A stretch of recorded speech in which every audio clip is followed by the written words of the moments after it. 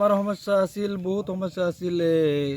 এটা সমস্যা আছিল আমাৰ হাতীৰ সমস্যা আছিলে, 1 নম্বৰ সমস্যা। 2 নম্বৰ সমস্যা হ'ল আমাৰ এই উত্তৰ অঞ্চলত পানীৰ সমস্যা।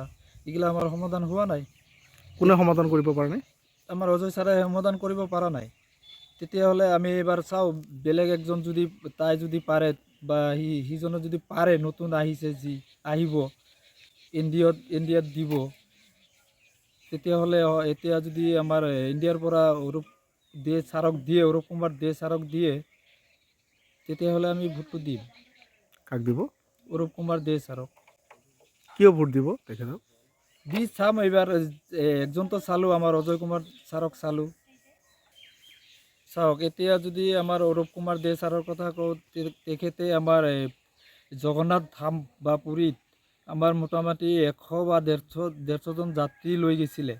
তথাপি আৰু আছে, আৰু তোমাৰ হেৰি আছে, কি কাৰোবাৰ ছোৱালী বিপদত পৰিলে বিয়া দিয়াৰ কাৰণে টকা পাতি বা পইচা পাতি যি লাগে তাকে দি সাহায্য কৰে।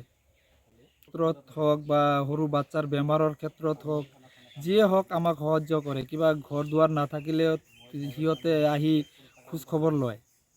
তেখেতে মানে আমাৰ বহুত সাহায্য কৰিম বুলি আশাবাদী আমি। তেখেতে যদি আমাৰ NDAৰ পৰা টিকেট লৈ আহে, তেখেতক আমি ভোট দিম। হয়, আমাৰ গাঁৱৰ পৰাও, আমি বুলি নহয়, আমাৰ গাঁৱৰ পৰাও মানে গোটেই মানুহে বা যিখিনি মানুহ আছে আমাৰ গাঁৱত, চবেই ভোট দিব। NDAৰ পৰা যদি আমাৰ অৰূপ কুমাৰ দে ছাৰক যদি টিকেট দিয়ে, চবেই ভোট প্ৰদান কৰিব।